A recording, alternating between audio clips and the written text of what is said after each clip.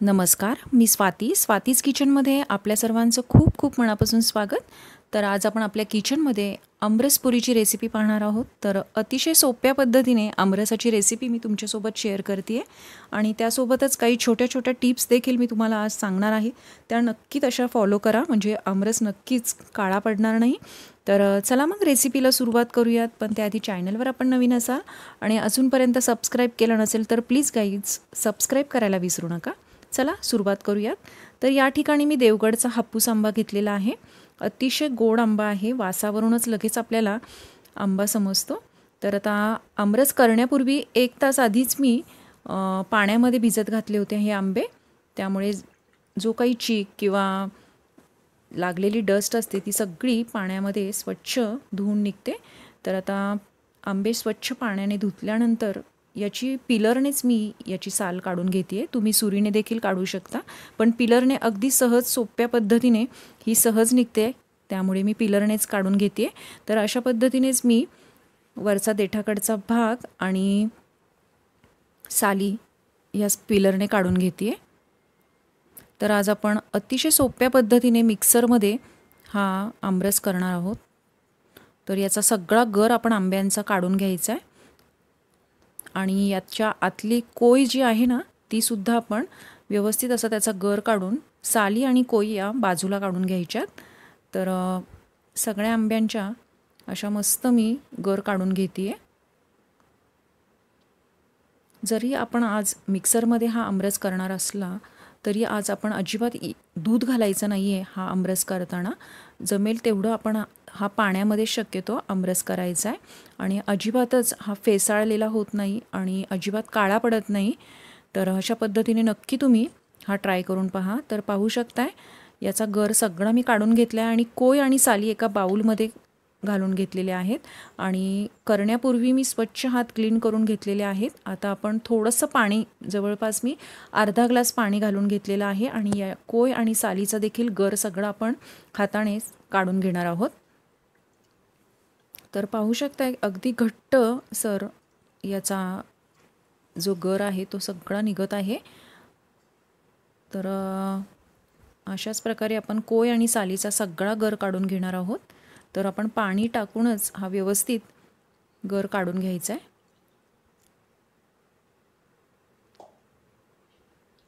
तर अतिशय झटपट होणारी अशी ही आमरसाची रेसिपी नक्की तुम्ही घरी ट्राय करून पहा, तुम्हाला ही नक्कीच आवडेल.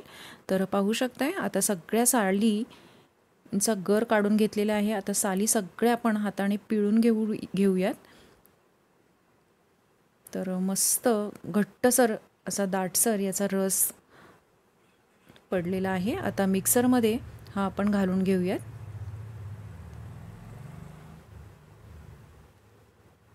जेव्हा आपण दूध घालतो तेव्हा त्याचा मिल्कशेक बनतो आणि आपल्याला हा आमरस बनवायचा आहे. तर आता यात साखर घालून घेऊयात. तर इथं मी 1 वाटी साखर घेतलेला आहे. तुम्ही तुमच्या अंदाजानुसार, आंब्याच्या गोडीनुसार तुम्ही साखरेचं प्रमाण कमी जास्त करू शकता. त्याचप्रमाणे वेलची आणि जायफळची पूड देखील घालून घेऊयात आणि 3-4 बर्फाचे खडे देखील मी इथं घालून घेतलेले आहेत. आता मिक्सरला आपण पल्स मोडवरती 1-2दाच फक्त करून घ्यायचं आहे आणि मस्त या ठिकाणी आपला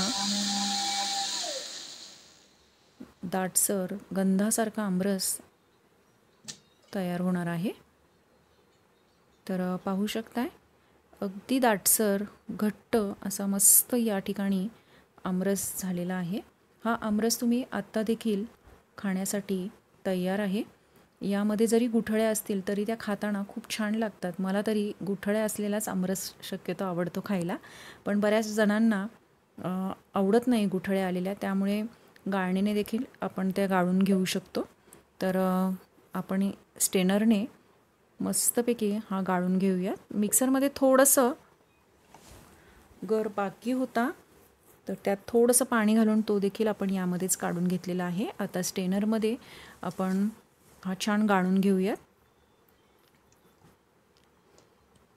अगदी रंगही सुरेख आलेला आहे आणि अगदी दाटसर घट्ट मस्त असा आमरस या ठिकाणी तयार आहे. तर पाहू शकताय जेव्हा आपण आमरस अशा पद्धतीने करतो तेव्हा तो कुठल्याही मेटलच्या भांड्यात करायचा नाही. आमरस शक्यतो चिनी मातीच्या भांडीमध्ये किंवा मातीच्या भांडीत किंवा काचेच्या भांडीमध्ये करायचा. कारण मेटलच्या भांड्यामध्ये जेव्हा आपण करतो म्हणजे तांबं, पितळ, स्टील किंवा आणखीन कुठल्या मेटलच्या भांड्यामध्ये जेव्हा करतो तेव्हा तो नक्कीच काळा पडतो. त्यामुळे शक्यतो ते टाळा, म्हणजे आमरस काळा पडणार नाही. तर पाहू शकताय अगदी किंचित जर मी यात मीठही घातलेलं आहे. व्हिडिओमध्ये ते आलेले नाही आहे ती क्लिप.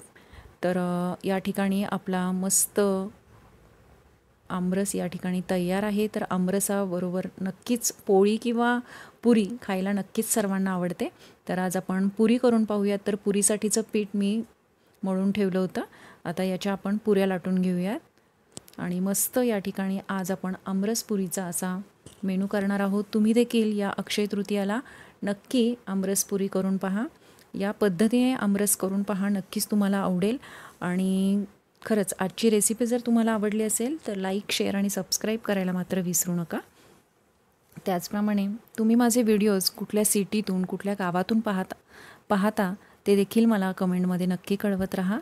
तर पाहू शकता इथं 4-5 पुऱ्या मी लाटून घेतलेल्या आहेत. आता मस्त या आपण कढईमध्ये तळून घेऊयात. तर पाहू शकताय पुऱ्या मस्त टम्म अशा फुगलेल्या आहेत आणि आमरसाबरोबर त्या खायची मज्जाच वेगळी आहे. तर अशाच प्रकारे मी सगळ्या पुऱ्या तळून घेणार आहे.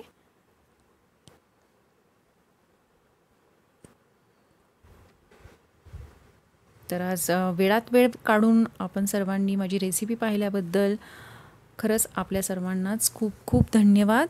आणि नक्की रेसिपी ट्राय करून पहा आणि आवडली तर लाईक, शेअर आणि सबस्क्राईब करायला विसरू नका.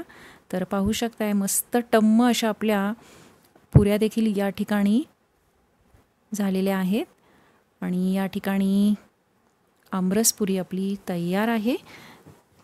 तर पुन्हा एकदा सर्वांना खूप खूप खूप खूप खूप खूप धन्यवाद.